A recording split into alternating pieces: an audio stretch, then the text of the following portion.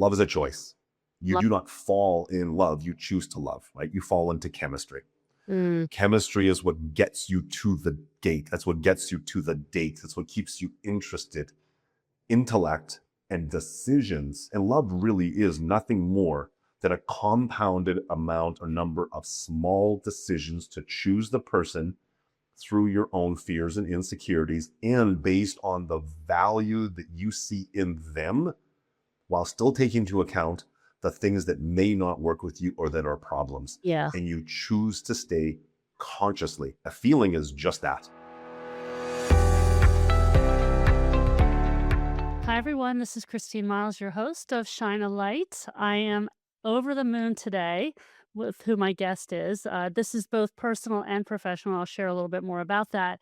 But I'd like you to meet Dr. Chris, now Coach Chris, is a lifelong student of science and human spirit over 3 decades. You've been a healer, a father, a guide, gaining deep insight into what it means to connect, to trust, and to grow. After a long career in medicine, raising 3 children, and breeding Olympic level horses, Chris discovered your true calling, helping people build secure, authentic relationships with themselves and others. Today, through your coaching work rooted in emotional intelligence, nervous system awareness, and the belief that true healing begins with understanding ourselves, amen to that. You are here with me today to help shine a light on just how we do this. So I'm so grateful that you're here. Welcome. Yes, thank you. Thank you, Christine. It's nice to be here. So just as a disclosure to my audience up front, I want to just make this point because part of what I seek to do here is bring the best communication practices in, and I believe the best athletes have coaches, and Chris is also my coach. So I want to talk from a I don't know if patient perspective, but I'll put myself as as a as a patient, so because I went through a pretty tough breakup about 6 months ago, and I thought, "I wanna learn more about how we pick, what happens when we make picking decisions." Not that I all the picking that I did was bad, it's just I learned a lot in this last relationship about myself, and I thought, "Well, how can I get better at this? And how can I understand myself more, even though I'm in the field of communication, it's different. It's different when you're the one close to it. So feel free to doctorize or coach me today as we Yeah, talk, that's Chris. all. Yeah. Yeah, Let my 100%. life Yeah. serve as a help to others, I hope. So welcome. Thank you. Thank you. Yeah. So take me Yeah. back for a second. Let's just before we go any further. So tell people how you were an MD. You were once an MD, always an MD, I guess, right? Well, yeah, I was a DC, so a family practice Okay. yeah, so not an MD but a DC, so a doctorate.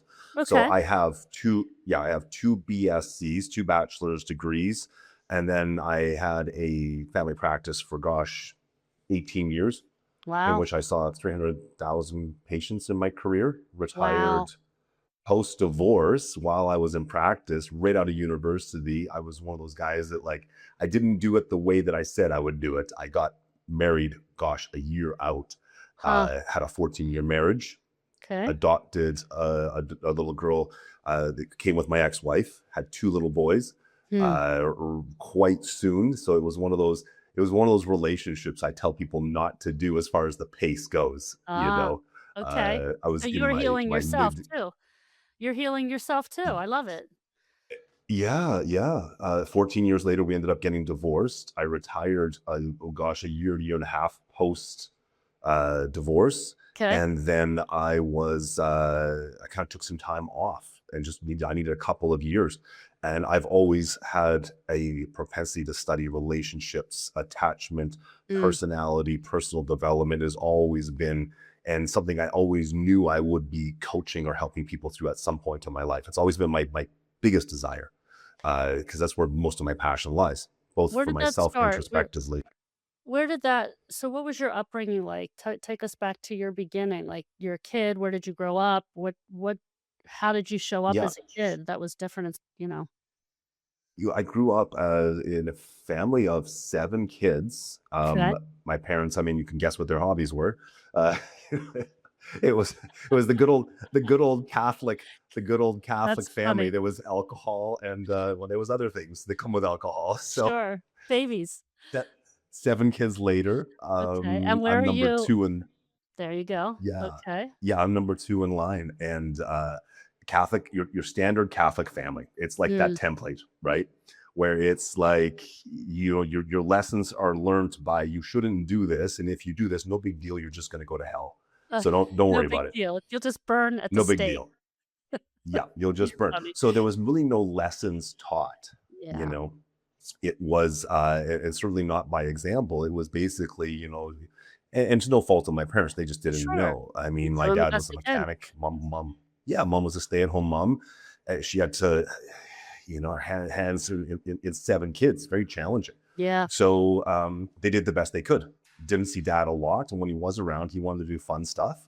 Mhm. So it wasn't like a bad childhood, but we never really saw conflict. We never saw repair either.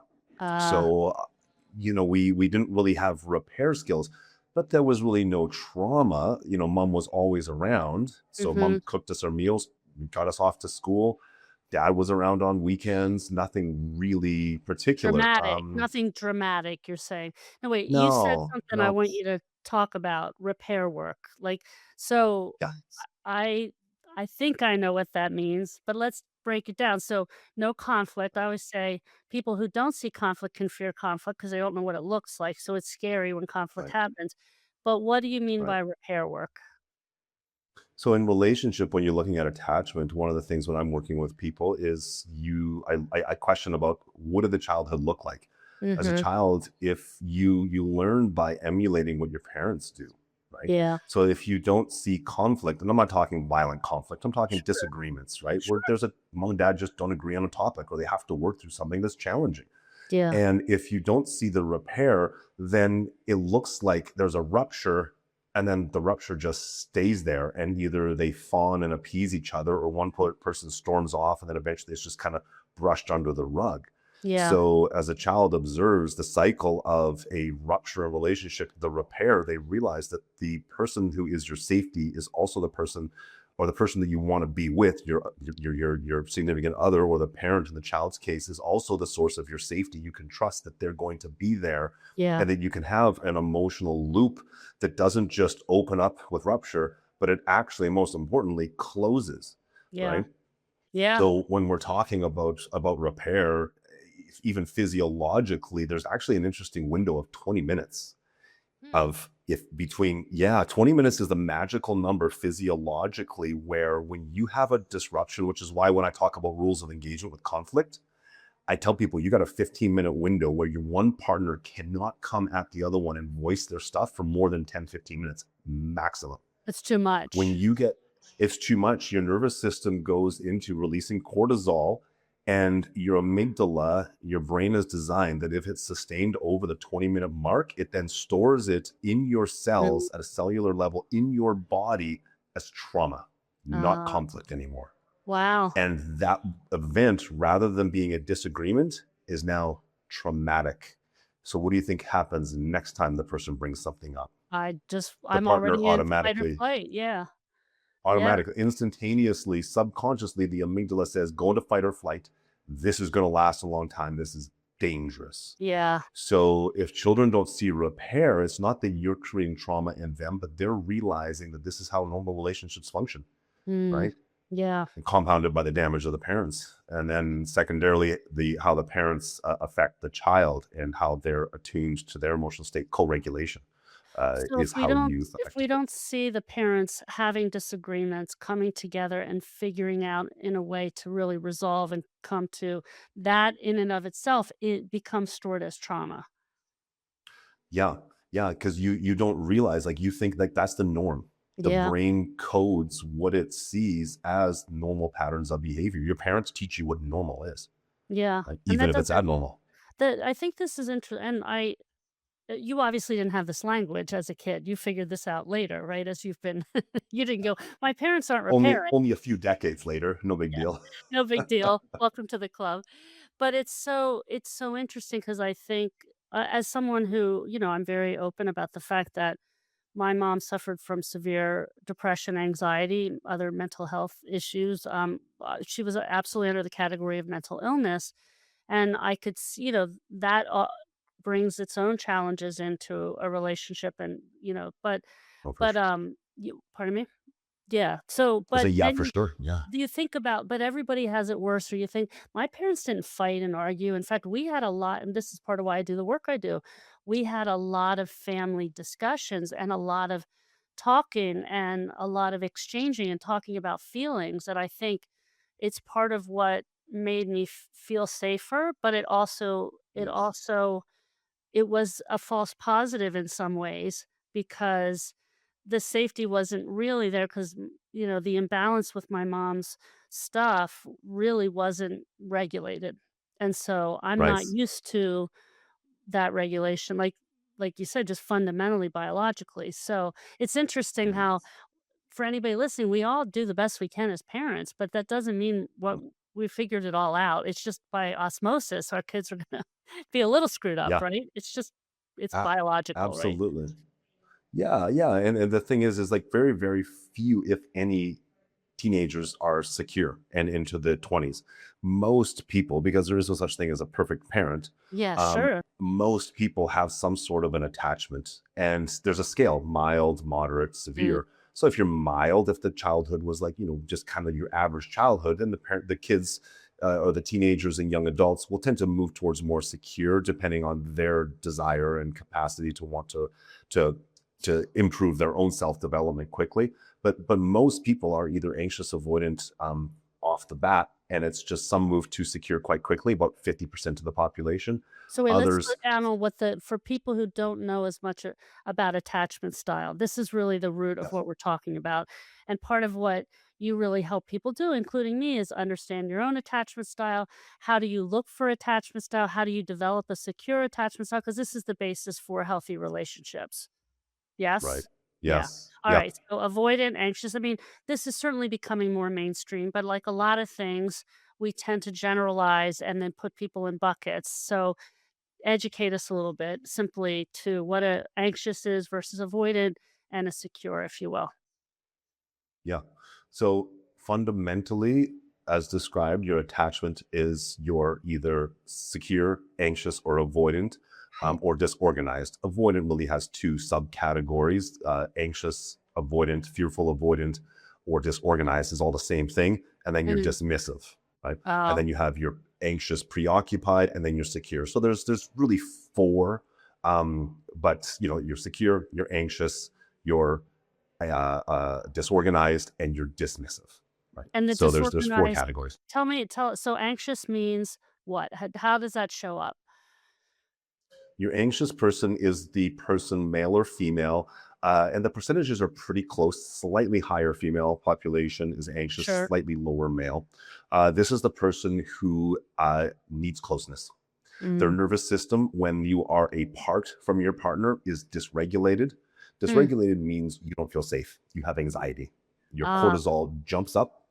This is the person who feels they have to prove that they're perfect in order to be loved. So Mm. they'll do anything to keep the relationship looking and functioning perfect, including abandoning themselves. Yeah. Right? They're Yep. scared to have boundaries because they're scared if they ask for a boundary or have a boundary that the other person will reject them. It is a deep abandonment wound, the fear that if they're not good enough, they're not lovable. Okay. So the primary thing is distance makes them uncomfortable, Mm. right? Closeness Distance is the in the only thing relationship, in the in the relationship. relationships. Not like Yeah, distance being by yourself necessarily or doing your own thing, but distance in the relationship makes you uncomfortable. That's a important primarily. distinction, right? Yeah, yeah, but even these are the people. The anxious individual has a hard time just being alone. These are people that relationship to relationship to relationship. They do Mm, not have gaps because again, their self worth is dependent on external validation, affirmations, and affection. mm, Without those three A's, they don't feel like they're worth really much of anything, okay. right? These are also the people, and I really come down on people with this term. This is the empath. Yeah, Okay. yeah. And so when someone says, "Oh, I'm an empath," that's just a nice way to say I care. It's like, well, no, you're abandoning yourself. your needs don't matter, everyone else's needs matter. It's a more politically correct. Anxious people are good at selling the idea that they're secure because they only want closeness. And you're the Mm, problem if you don't want, who wouldn't want to be close? Who wouldn't want yeah, to have attention? Who wouldn't want to communicate all the time? Who wouldn't want these things? So they're really creative. I see. To label it Yeah. different. I see empathic qualities as more being very tuned in to other people versus not. That's how I would describe that, but maybe that's not accurate. So empathy and being empathetic is an admirable trait. Yeah. So if someone says, I'm an empath, I stayed in a relationship that was abusive for 10 years, Yeah. that's a different conversation, Sure, sure, sure. right? Yeah, yeah. Well, Right. that it is And the self-abandonment is really my needs matter less than the other person's needs because if I rock the boat, I may not have the relationship. right. So, and I would imagine that fits with somebody who is potentially avoidant who would abandon the relationship if correct. Yes. That's part of Right. the puzzle. So, yeah. That's the MO. So that's the next one is the avoidant or the Yeah. dismissive, DA dismissive avoidant. So they're the exact opposite. It's the same, it's the exact same thing as anxious, Yeah. just mirrored. Okay. Mm, So to them, their cortisol rises when there is an expectation and closeness. The paradox with the avoidant individual, dismissive avoidant, is the more in love they get, the better the relationship is, the more space they need. yeah. Because that closeness, exactly opposite of the anxious individual, the closeness creates nervous system dysregulation. Yeah. So when things are good, when there's a Christmas holiday, when there's a birthday, when you went away on a vacation, when you start to get feelings 3 to 6 months, guess what happens? Dysregulated, cortisol spikes massively. Boom, they need space. The Yeah. only way for them to regulate is away from you, away from relationship. Whereas the anxious person, the only way to regulate is closeness. Well, you can imagine what this looks like Oh, in that you're relationship. describing my last relationship, Chris. It was very and There you go. it's very difficult. It's very, very Yeah. difficult for both people, right? Very Oh, yeah. difficult. And Yeah. so, this is the work is to if you're in that kind of is to have both parties be willing to figure out how to Yeah. navigate that, right? Because it's the same wound. Yeah. It's the same Same wound, isn't wounds. it? Yeah. Like, yeah, It's it's just how it's fundamentally, expressed. Yeah, yeah, it presents a little bit differently. It's nothing personal. Any of the attachment things, people take it so personally because there's feelings involved. But realistically, the anxious person and the avoidant person, they're protecting themselves. They're yeah, protecting their feelings. yeah. It's got nothing to do with a malicious intent. People say, oh, all avoidants are narcissists. I'm like, no, they're not.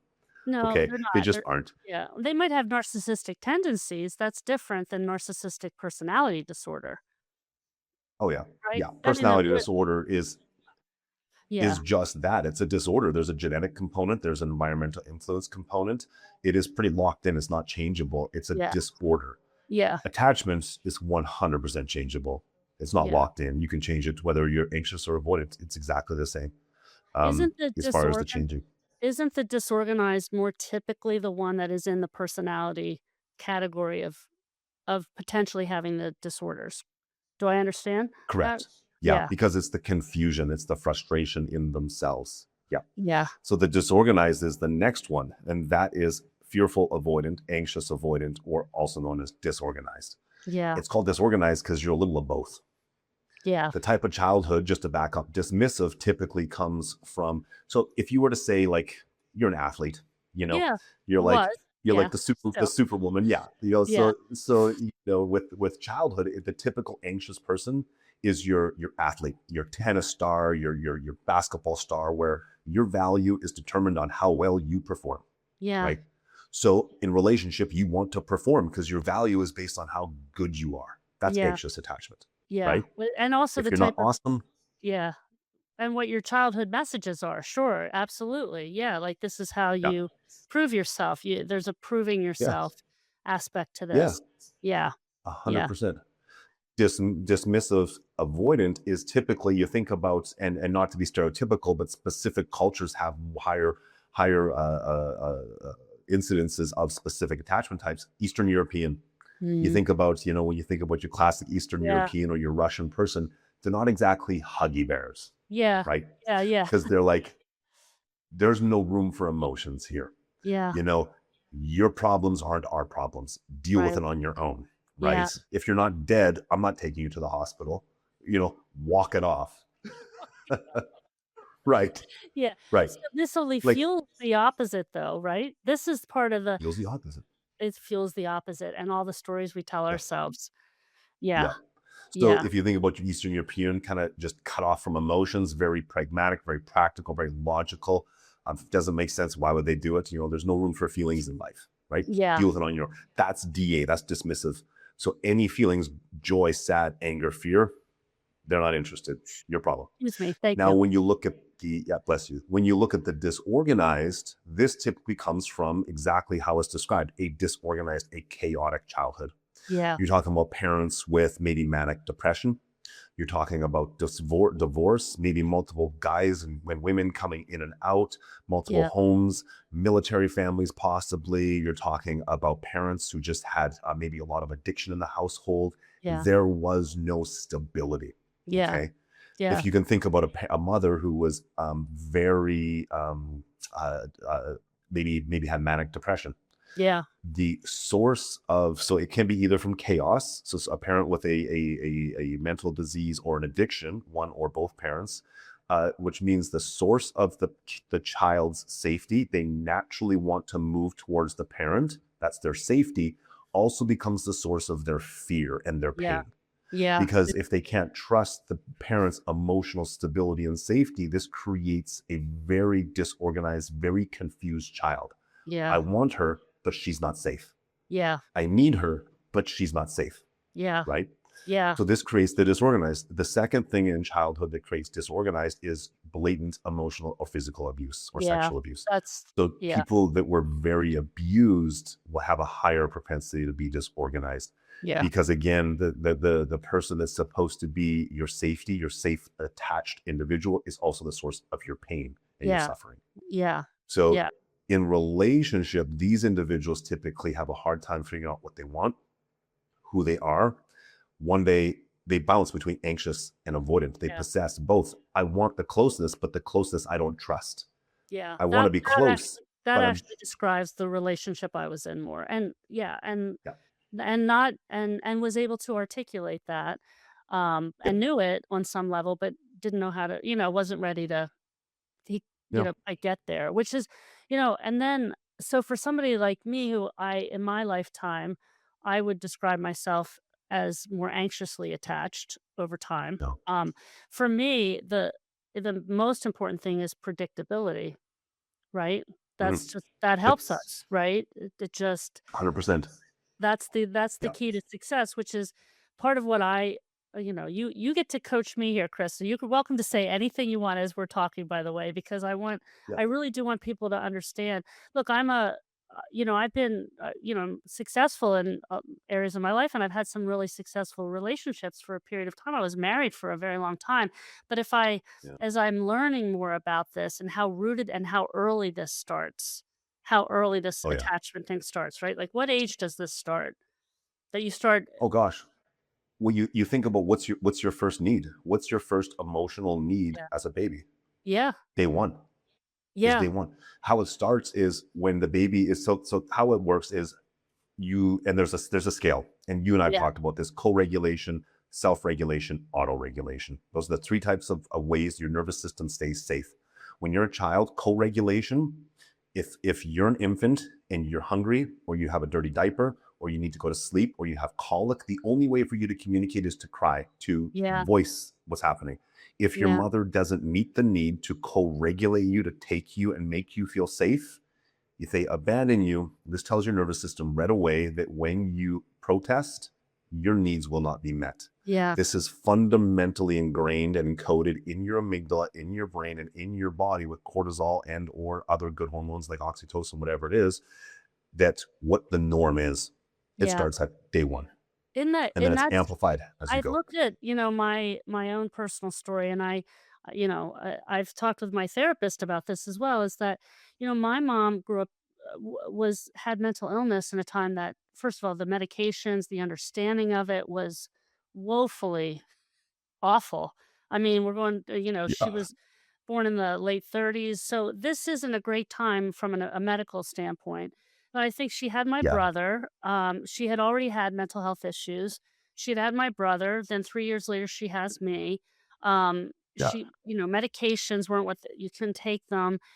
Just the postpartum aspect of things that I mean, there's a picture of me when I'm like 4 and I look at my mom and she just looks vapid, like, it just looks like part of her wasn't there, and this is a woman who, despite her issues, and there were many, was very, very loving and warm and, you know, um, kind Hmm. and affectionate, but I can't imagine she could be that present for me in those Yeah. early childhood moments because and as all Yeah. situations, so you just think about if you look at the Yeah. system around it, it's not about intention, it's all just about impact, isn't it? Yeah. Yeah. Yeah. The bad impact. Yeah. Yeah. And so the mom primarily is primary caregiver, right? The Yeah. mom, and it's a whole nother, whole nother discussion Sure. with parental and nuclear family relationships, etc. Sure. But the mom's primary role is caregiver with the children, right? Because you're physically attached to her for between 6 months to a year, literally with breastfeeding, hopefully. If not, it's caregiving, right? Yeah. So she's the primary attacher is the mother. So the mother's presence is important. So after you learn to co-regulate with both parents, but primarily the mom, secondary thing is you learn to auto-regulate. Yeah. That's what you're taught. That you can use things like a soother, like toys, like a Yeah. mobile, like music and things to help you feel good. It's external things, food, external Yeah. things can make your nervous system happy, right? Yeah.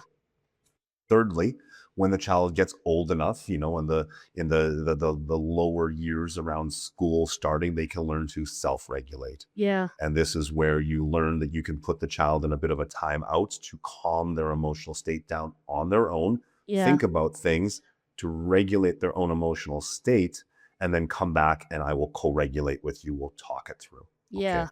Yeah. That's a healthy progression of how to train your nervous system to co-regulate, auto-regulate, self-regulate. Now, as adults, if we're not taught that, we tend to flip and go right into auto-regulation, which means we will look for something to get rid of the pain. Yeah. Dismissive avoidance and anxious avoidance, very high on substance abuse because they want things to numb the pain, to get rid of the emotion because it's unwanted. Let's just push it away. So porn, spending money, affairs, or just dating too much, or gambling, or Yeah. alcohol, anything that numbs you out and just gives you Yeah. either a feeling or puts feelings down, Yeah. right? Yeah, I've often So said I should auto, be in a fetal position, like, in the in the yeah, corner. Like, right, I yeah, feel but so hold on a second because, fortunately, that's not my suffering in terms of for the most part. I'm not saying that doesn't happen, but I have always known that it and my dad was very good at helping me understand, even at a young age, the propensity for addiction in our family. I mean, he told yeah, me a story one year where he said he was coming home from work and he was looking forward to the um the Manhattan more than he was looking forward to getting home. And he said, maybe I ought to take a look at this. And he wasn't a big drinker, but right, he stopped on a dime. So I had the balance of some good help and healthier modeling even despite all this, yeah, but it's so yeah, easy to wanna self-medicate when this is oh what's yeah, happening, you know, especially when you're in a relationship where you don't have definition around this and you don't yeah, understand what buttons it's pushing, right? Like, yeah, I said 100%, this relationship that I was just in, we're gonna either work it out and heal our wounds together, and I think we sorta did in a way that it was like, "Oh, this is the relationship that brought it to such a head that it's like, oh, this is what this is, and this is how this plays yeah, out, and how do I listen to myself in a way on a different level," which is what I appreciate about the work you do. It's understanding the attachments, but it's also understanding what questions to ask yourself, what to ask for when you're picking a partner, because all of that is on the amygdala too. It's not super conscious, is it? yeah, Most of the time. no, We're on autopilot. no, no, no, gosh, it's like, even just one of the reels I put up yesterday it was about how people use their body to choose their partners and not their mind, which gets us I into a saw little bit of a that. pickle. Yeah, Right. we Right. go for the attraction and the chemistry because we want that, especially if you've been starved Yeah. for that, right? If you haven't Oh yeah. had that, like, what's the saying that, Yeah. hungry people don't make great shoppers, so we're operating Right. under that, so we have to really so talk us through, like, for women and men, this is not just a female problem, right? No, gosh, no. No, the funny thing is so here's the reality. Women are more introspective. Women are typically more growth Of mindseted. course we are, And Chris. yeah, Good, yeah. good Well, answer. to offset that, men are more purpose driven and more Yeah, mission orientated. So each person has their strengths and not sure, weaknesses, but of just course. their strengths. Let's Yeah, call it nothing's a weakness. Let's just call it we have our strengths, and each benefits the other person reciprocally. yeah, So when we are looking at early dating, oftentimes, like you said, if you're in a relationship, let's just say with someone who's dismissive, avoidant, or avoidant in general, or isn't emotionally mature enough, hasn't done the inner child work. And most of the time, it's the woman who's going to initiate the divorce. Again, you're more introspective, growth yeah, orientated. Men tend to sit in compliance, and until there's a major event, we typically won't be motivated in order to make a move. So women yeah. usually will initiate divorce. That's just the way it is. That's It's interesting probably always going to be perspective that as way. to why. That's interesting as to why, because 'cause they're comfortable even if it's not what they want. Yeah, 100%. Yeah, because men typically are more compliant. Women are more introspective. They sit in Mm, their body. Men sit up here, mm. right? And you're So pointing men to are your head. Yeah, okay. yeah, yeah, they sit in their head. Yeah, they sit into the brain. It's logic and what makes the most sense. Thinking about the money, thinking about the work, thinking Sure, about what they're sure. going to lose. And women are like, what feels right, Well, this is interesting because when you're entering a relationship, you want us to do the opposite, right? You want the yeah, women need to go into their heads yeah, instead of oh yeah, into their bodies, right? that's right. Well, because women, you guys, you guys have the hardest job and the easiest job. And 'Kay. the women that are independent hate this. I'm like, you have the easy job, but you also have to go against what you want to do, which is your independence, Oh, autonomy, don't pay the bill, don't make the plans. So the independent, successful businesswoman, oh, which I it's coach a painful, lot Chris. of, It's painful. yeah, I know. I know. I think It's we talked about painful. this. I'm like, It's hard. you It's so just need to counterintuitive. show up. Yeah, just show up. you know, don't Yeah. plan anything, don't do anything, don't have any expectations. That's the easy part. But it's also hard Okay, if your default is independence. talk about have no expectations. Talk about because that's like having no expectations of myself would be impossible. Like take out Right. even perfectionism, but just Right. how do you have no expectation? Like in this dating world, which is kind of just crazy, right? So How do when I say no expectations, I mean no preconceived outcome as to how you Mm, think the date is going to go. I see. You're showing up for the ride. You're just going to let it unfold. That's Got the it. feminine. The feminine is I trust that he will take control. I don't need to assume control, Yeah. right? That's it. This is That's as not simple as that. natural. Yeah. All right, listen to Well, this, yeah. ladies, because this is so critical. So how do we do that? How do we do that? Well, that's part of regulating your nervous system, Yeah, staying calm, yeah, right? You have to trust yourself that no matter what the outcome is, you're going to be fine, right? yeah, You yeah, can leave the date, right? You can choose to stay in the date. You have full autonomy, you have full independence. You're so just well, letting him show you and present kind of what he's worth. What is he, who does he bring to the table? How is he going to show up? Does he have the capacity to plan and to lead yeah, you in a date? Very simply at the very beginning, right? Can he make yeah, plans? Can he follow through with the plans? Does he have a high level of integrity? Is he going to future cast and not and say, I want to see you next weekend. I'll let you know in 2 days what that looks like. yeah, I'll pick a yeah, spot. We can decide if it works for the both of us for the day and time. I look forward to seeing you again. And he's going to follow through with it. And you just be yeah, like, okay, that sounds good. I'll wait to hear from you. Right? You just show up and don't expect that things need to or have to happen a mm, specific way. So that's part one. Part two, the hard part, women decide who they are in a relationship with, not men. The okay, woman talk has more. 100% decision, Huh, right? Because a man's job is to present and pursue who he is. A woman's job is to say, are you worth picking? That's it. Interesting. That's it. Now, So a the lot of women, struggle with that. if you're, You can tell it's me. oh, You can yeah. say that it's me, Chris. You don't have to. Well, So because you have to look at what's the yeah, reference point and what do you feel is worth picking, right? yeah, So that's the inherent question. yeah, Oftentimes, women pick by what feels right, not what is right. totally. And what you, yeah, and this goes back to your attachment. What your nervous system says feels right is what you know from the first people you attached to, Right, mom right. and dad. Yeah, yeah, That's your reference point. Unless you've done the work to detach and understand mentally from your prefrontal cortex, as well as emotionally, you're not making decisions based on a nervous system desire to either yeah, have too much closeness or need distance, right? It is a healthy connection to yourself and a high level of self trust. Unless you have that, you're going to pick what's familiar, which totally. might be chaos. It might be Yeah, someone who is emotionally unavailable. It might be someone who is anxious and just wants you all the time. yeah. So if you're not listening to your thoughts after your feelings settle and you're making a decision based on what absolutely just feels right, it's most often going to be the wrong decision because you'll ignore the red flags. You'll ignore the things that he said. You'll ignore the things and abandon yourself authentically and go with what just feels right. And feelings never And last, they unintentionally. Well, change this is frequently and yeah. often. Well, so or you fall in love with someone that you're really not compatible with, right? 100%.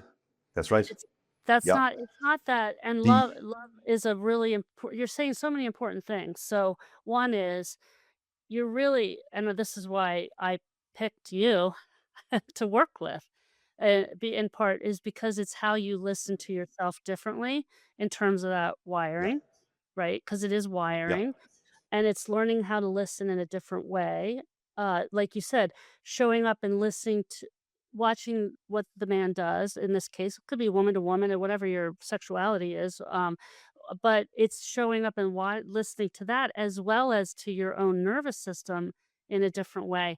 You know, I got married at 25, but I met my ex-husband at 16, and when I, got divorced after 23, I mean, we had so many aspects of our relationship were phenomenal. It was very hard to wanna, to know that it was the right thing to get a divorce, but then I look back and I think of how I entered the dating world, and it was without any clue of how to do it based on not doing it at a young age and learning those skills and then not understanding this to the degree I do now, how critical it is what you're saying and that it's not like all red flag shit. It's not all, "Oh, this person did this, so don't do that." That's only scratching the surface, isn't it? "Oh, that person has a red flag, yeah, don't go there."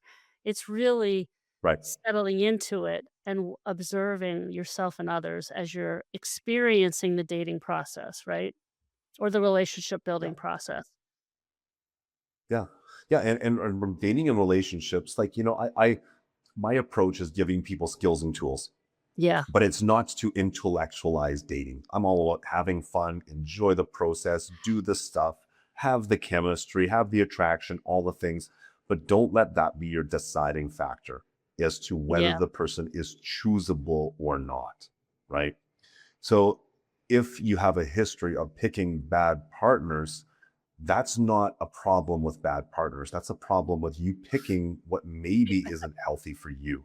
So Yeah. redefining why you're picking it and what feels right and why does it feel right would be the primary reason people come to me because I challenge what it is that people perceive as a healthy relationship, which is I think why we first started. Like, what's healthy? What's Yeah. normal? I don't even Yeah. know, you Yeah. know? Yeah, or I can know what's normal and I do know what's healthy, and that doesn't mean when you're the one in it. This is why the Yep. best tennis players, the best golfers, the best everybody has a coach if they want to be an elite athlete or an elite at anything. So, Yep. it is really about looking at yourself and how you're showing up so that you can make the healthiest choices because this we don't choose Sure. this. This is chosen for us based on our early we have to unwind it, right? Yeah. This is the Yeah. reality, right? Well, Yeah, and the beautiful thing, like when I was young, I was straight out of university. I was 26, 27, no dating experience at all. I just kind of went with the flow. sure. It's different now than it was in the past. You kind It's of you see it's more someone, you're attracted, complicated. you're like, Yeah, yeah, like you want to date, you want to get married? Sure. I got nothing else to do. Why not? you know? So and it's like, and then kids, same thing. It's like, okay, sure. I'm working, want to have kids? Okay, we'll roll with it. No big deal. Yeah, Um, that didn't go so well for many of us. sure. So Yeah, it's I just we're best thing to do. unconsciously, Yeah, yeah. So me, similar to yourself, I got it unconsciously into a relationship. I didn't consciously choose the yeah, person. yeah, Now, in my current relationship, I tell her, I'm like, for the first time in my life at 47 now, I'm actually consciously choosing a person based on the attributes and characteristics of your personality, your attachment, your temperament, just your general characteristics that make up who you are, your values, your lifestyle. I'm consciously choosing you because I value most everything about you. And the things that aren't awesome, I can accept and right, or are changeable and you're aware of them and you want to change them for yourself. But I right. would accept it no matter what the way it is, you know? So love is formed in a different way. Not Mm. that's a decision to love rather than just falling in Yeah. love, right? This one, the women go wild on my Instagram. They hate me. But Esther Perel, Jillian Turecki, Yeah, they say the exact same thing I do. yeah, Um, you will not find a relationship or dating coach worth their dime sure. that will say the opposite, Yeah. right? But There are so some out there that will say the opposite, but I'd be cautious. Love is a choice. You love do not fall in love, you choose to love, right? You fall into chemistry. mm, Chemistry is what gets you to the gate. That's what gets you to the date. That's what keeps you interested. Intellect and decisions. And love really is nothing more than a compounded amount or number of small decisions to choose the person through your own fears and insecurities and based on the value that you see in them while still taking into account the things that may not work with you or that are problems. yeah, And you choose to stay consciously. A feeling is just that, yeah, right? yeah, And I kind of yeah, joke. It's like I heard this yesterday from one of my clients, and she's like, we're never meant to make decisions based on feelings. She's like, shave the 50 Shades of Grey is 90 minutes for a reason. you know? And I'm like, this is an amazing, I love it. She's like, it wasn't meant to last. yeah. okay. Well, we are sold, like men and it's we're sold this fairy tale of what Oh this yeah. is supposed to look and feel like. I mean, you look at and by the way, if you look at fairy tales and the traditional ones, now there's Frozen and there's other ones now, but it's all based on personality disorder stuff. Hansel and Yeah. Gretel, the Cinderella is based on a narcissistic kind of borderline waif concept of what love and marriage is, and now we're talking in this, 21st century about we're calling each other narcissists and she's crazy and it's like, well, that's the paradigm that's sort of we were taught at a, these early messages are the prince will come and rescue you, you will feel magnificent and but we never get to what really happily ever after looks like. That's where the fairy tales stop, right? Right. Right. Yeah. And it's not to de romanticize a relationship, but the reality is a marriage or relationship is the biggest decision you'll make in your life because it will Yeah. financially either make you or destroy you. As we know, Yeah. we've been through Yeah. Well divorces. well Um, said, well said. yeah. Yeah, Yeah. yeah, So it is a Kevin Leary. He's one that says that. It's one of his lines. It's like the biggest financial decision you make in your life. A lot of financial guys will say this, but it's not to de-romanticize it. But a marriage, a relationship is a business and you have to operate it with that. You need an SOP, you need a standard operating procedure, you need rules of engagement, you need boundaries, you need rules. And it's again, not to de romanticize, but to give it some structure. This is where boundaries come into play. And I'm huge on boundaries because boundaries aren't reasons to kick people out of a relationship. They're parameters in which to operate safely inside of a relationship, Yeah. right? Yeah. And Yeah. that relationship could be work, friendship, parental, whatever it is, your partner. And Yeah. the less you speak up about boundaries, the less each person understands how to operate that relationship.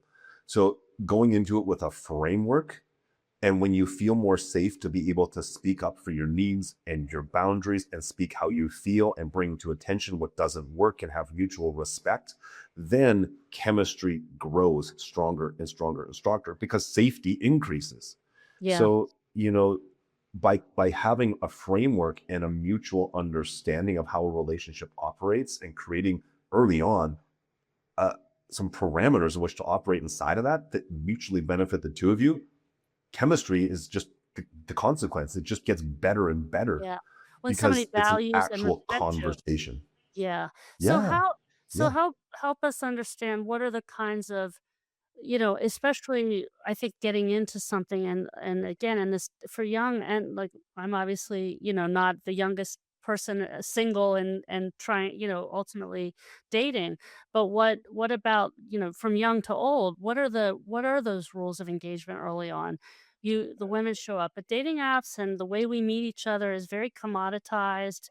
It's very chaotic. It doesn't if you whether you're avoidant or anxious, I could it just the bells go off all over the place, right? Because there's no yeah. consistency or real, and what are the rules and who, so how do you, both men and women, young and old, what are some of those step by steps? How do we start to engage in this and do this in a more healthy way?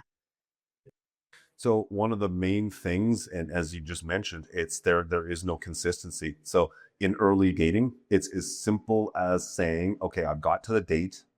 Is the man primarily going to be stable, consistent, predictable? Mm, Your nervous system, and when I'm dealing with anyone with anxious or avoidant attachment, the number one thing I get them to do to help regulate their nervous systems, I put them on a program as far as a scheduled exercise, scheduled whatever it is, breath work, scheduled yoga, regular yeah, days to focus on their hobbies. You want consistency and predictability and stability in a relationship, observing how your partner shows up, men and women, and seeing is it consistent, predictable, and stable. yeah, Does he do what he says he's going to do? Simple as that's that. that's the key to success, and again, listening to Mm, yourself differently. I mean, first of all, that's just great advice for anybody, and anxious doesn't have to mean you're a disaster, it could just mean that's just your no. propensity, right?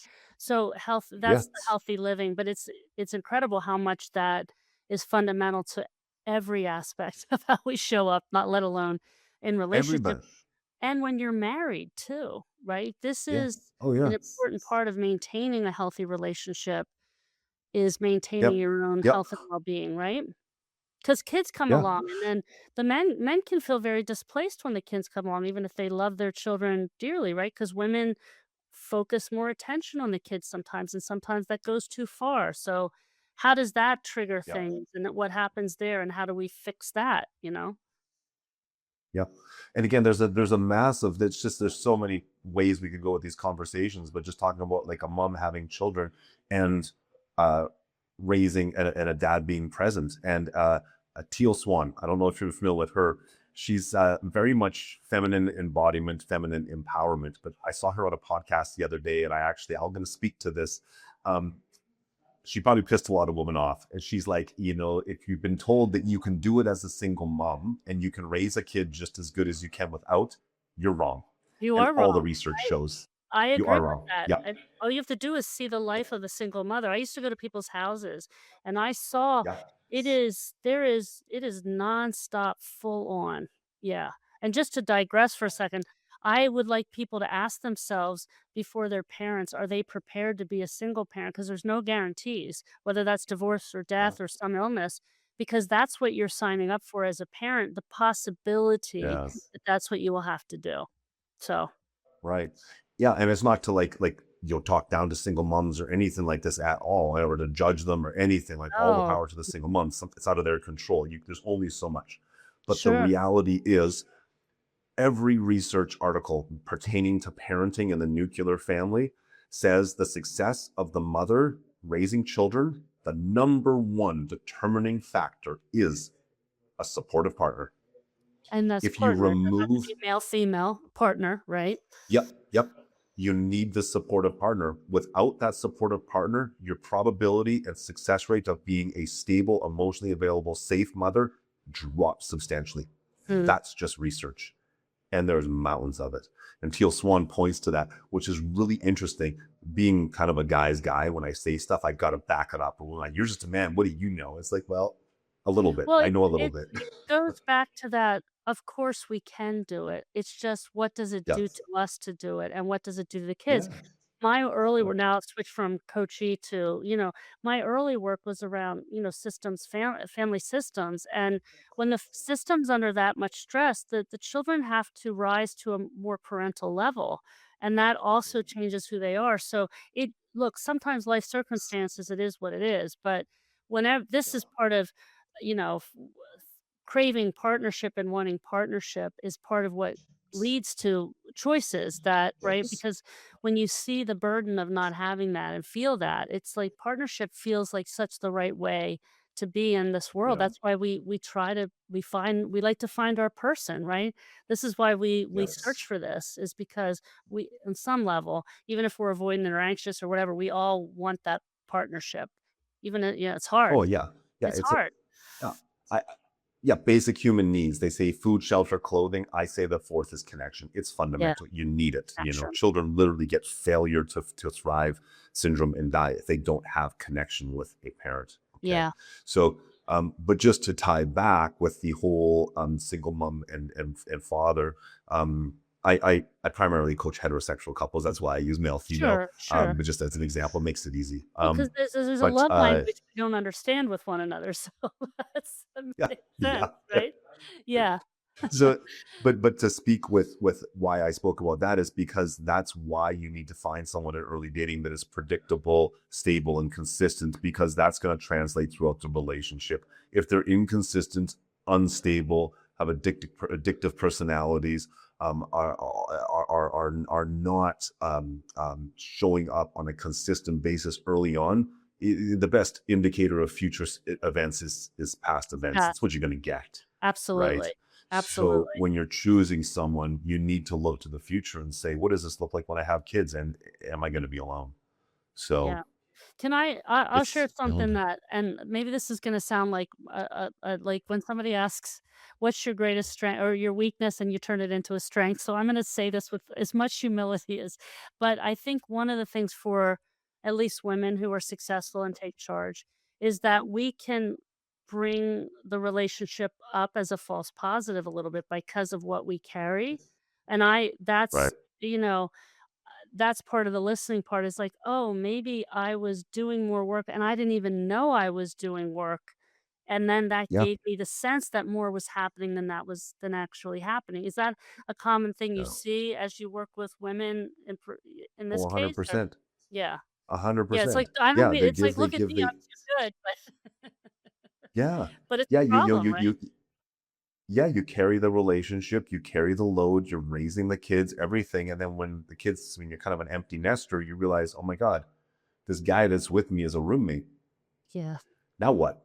Yeah. Right?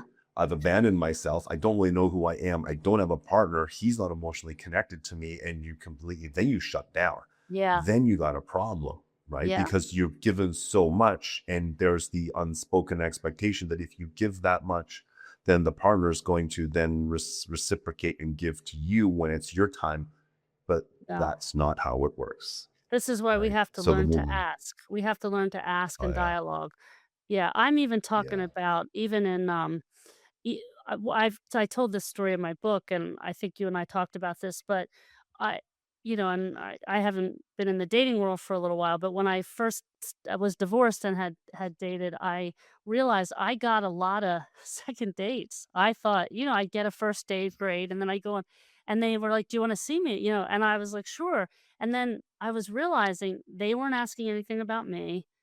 They weren't yeah, they were what they were falling for was how I was making them feel, and I believe in helping people feel a certain way, but I was listening so much That and then I went, Yeah. "Hold on a second, that had nothing really to do with me because it's such a powerful skill. Let me talk a little bit more." And my second date ratio went down considerably. So my test was I wasn't as fabulous Well, as I thought, Chris. well, But that's what I don't happens when you speak, I guess. I mean, like, so I'm sorry. yeah, well, that too, there's that. But I just think Gosh. I learned that this was the first level. Now I see even more the depth of the level of how what you have to pay Yeah. attention to for Yeah. long-term compatibility, not a great person that's flawed, not a relationship Yeah. that isn't perfect, but really to Yeah. make a healthy relationship go, it's about Yeah. both people paying attention and not just going, that person's a narcissist or that person's this. It's like, no, no, no. What are we Yeah. really looking at here and what's going on, right? Yeah. Yeah, I made a post today, which will come out around dinner time today, and it is on for my own relationship of now 2.5 years, coming on 3 years soon, is what Congratulations. makes it so good. The relationship, what makes a great relationship. And for me, it is and her, we talk about these things openly, and we both mutually agree that it is conflict resolution, that Mhm. we fight respectfully. And I hate to use the word fight. We have Well, conflict you and have we handle conflict is ruptures healthy. respectfully. Yeah. Yeah, no resentment, no contempt, never been name calling, no degrading, no weaponizing the Mm, past. There's never screaming, and if things get elevated, one of us can calm the other one down. It yeah. is a mutual respect. Number Yeah. two is the deep desire to understand the other person's perspective without forcing our them to understand us, right? And a lot of people, men particularly, lose this, and because they try to intellectualize things, Yeah. get a woman to understand what they mean, and she will see this as pulling her out of her body, trying to Mm, make sense, and he doesn't understand her, he's not listening to her, he doesn't get her, right? yeah. Yeah. So these couple of things, and then the third thing would be is a very high uh, uh, compatibility on values, lifestyle, Yeah. future goal alignment, uh, biorhythm. I think is Yeah. really, really important. This is just like that shared energy in a space. We can exist in a home for indefinitely, and it's so calm and so peaceful. Sleeping together, very peaceful, very quiet. Yeah. The biorhythm, the time we wake up, the time we go to sleep, everything matches just really nicely. This leads to a high level of compatibility, mutual respect, understanding. Like, that's a relationship. Everything else works itself out. Then you're not as frustrated, but again, that's mutual, and I think one of the things that I Yeah, think is and just because people ask me a lot, and I talk a lot about what we call the compass and open-ended questions and how to seek understanding and not just try to yeah, make somebody understand, so I think it's so important, yes, but there's some questions, and we can kinda close on this, that you think people should be asking early when they're vetting a relationship. Can you just give us like, most of us look at, "Hey, do you like to play golf? Do you like to do this? Like, what do you like to do for fun?" But what are the early, like, first few date questions that you think potential couples, people who are yeah. should be asking each other? What's a healthier paradigm to really to learn this about each other? Yeah, within the first 3 dates, and again, a lot of relationship coaches, Matthew Hussey, Esther Perel, Tony Robbins, they're all going to say the same thing that I say. And it's like within the first few dates, aside from having fun, you got to slow roll into there in the natural progression of the conversation. Questions like that: how does a person handle conflict when there is a rupture? Like when there was a rupture in your last relationship, how do you typically Past, handle it? future, yeah. Yeah, yeah, you wanna kinda push them a little bit and lead, saying when there was, because 'cause you're assuming there was, because only Yeah, healthy relationships sure. have conflict. How did you typically handle it? Do you lean in to resolve, or do you typically need space to regulate and to engage later? That would give you an indication of the anxious or avoidant, Yeah, right? yeah, Um, you want to ask about and try to dig into things that bring out feelings in the person, not just tell me about things that happened, but how did it make you feel, right? An you want avoidant it. person will not be able to talk about that. They Yeah, will only be able to talk about content, not the feeling and how it affected them or how their partner's feelings were in that relationship. That yeah, won't make sense to them. yeah. And It's such another a one that I powerful question. really like for it, yeah, Another one I really like, in fact, my girlfriend asked me on our very first date this question: how does your relationship with your parents when you were young affect your relationship with women as an adult? Super Wow. simple, but very Super. impactful. Well, no wonder you liked her. She challenged you well too, didn't she? She challenged you in a way of thinking that was aligned with what you Yes. believe, right? Yeah, Yeah. that's a great I was question. taken back. I'm like, I think I even said, I'm like, well, that's a big question. Let me think about it. But here's the Yeah. thing: if the person can't answer any of the questions, that's not a big deal. The red flag would be, that's too deep, or that's Yeah. pretty serious. Like, I don't know if I want to answer that, because if they're Right. shying away from it. But if they say, that's a great question, I'm going to think about that, I'll get back to you, that's a win, Right. That because they it's not have, having all the answers. Yeah. Yeah. yeah, but they need to have the We're quick to make desire. it black and white rather than and Yeah, binary because we want clarity rather than yeah, thoughtfulness, right? yeah, yeah. Yeah. But So, yeah, those deep questions to get an understanding as to how the person handles conflict, handles relationships. Another one that I really like is, what is the one major thing that you did and you own to contribute to the dismantling of your past relationship? They've got to take accountability for something, you yeah, know, we're all participants in our own story and our own narrative. all participants. It's not one-sided. It's not one-sided. Yep. Well, Chris, I think you have so much wisdom to offer and so much help to offer people, and the collective. And I respect that you're sharing the collective of what other coaches and the other work with people and how you're bringing that together. But I think from a man's perspective and from and helping couples and helping individuals understand this attachment on such a biological level and how it drives us Yeah. and helping us get out of the feeling and into the thinking and combining that, it's such a huge win rather than just labeling, "This is what you do," right? "This Yeah. is who you are." Yeah. So how can people find you? Because they should. They can find me, yeah, primarily on Instagram at Evolved by Chris. That's my main page. I'm on TikTok and on YouTube with the same names, but primarily Instagram is where we are at right now. And there's a link in my bio with all of my links to different pages and my website, etc. So yeah, Yeah. that's where So we you make things happen. Yeah, well, you're giving so much important advice and so much help that you're just giving away that people can find. But if they want to work with you, they can also find you at Evolved by Yep. Chris, right? Yep. Yeah, So, yeah, yeah. The link is in the bio for my one-on-one coaching on my school community, and my website, etc. Yeah. yeah.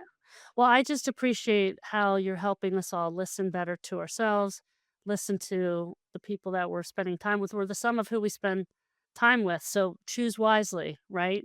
Choose Yes, wisely. Yeah. 100%. Yeah, Yeah. it's only the biggest decision of your life, no pressure. Yeah, well, and maybe that decision didn't work out forever, and that's okay, but the Yeah, better you get yeah. at it and that's with friendships, that's with a lot of relationships that Oh, it's yeah. the quality of the people and how you align with what really matters to you, so there's a lot of this that Oh, applies yeah. to friendships, I think, a lot that applies Oh, to friends. gosh.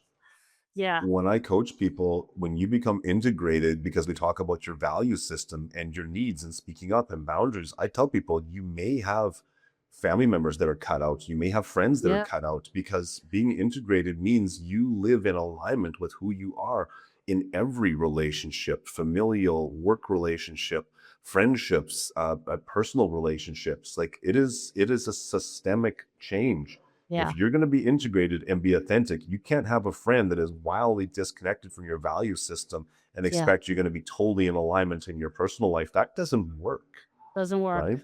It doesn't work. That's a whole 'nother conversation we might have to have you come back to have. I For our love conversation. I love it. Yeah. Well, thanks, Chris. I appreciate you. I appreciate knowing you. I Gosh, appreciate the work you're doing and being, being a coach in my life to help me to continue to grow. So thank you for that. I really yeah, appreciate it. it's a pleasure. And I thank appreciate you you. thank you everyone for listening today to Shine a Light. Find Chris on Instagram and we'll see you next time. Thanks so much.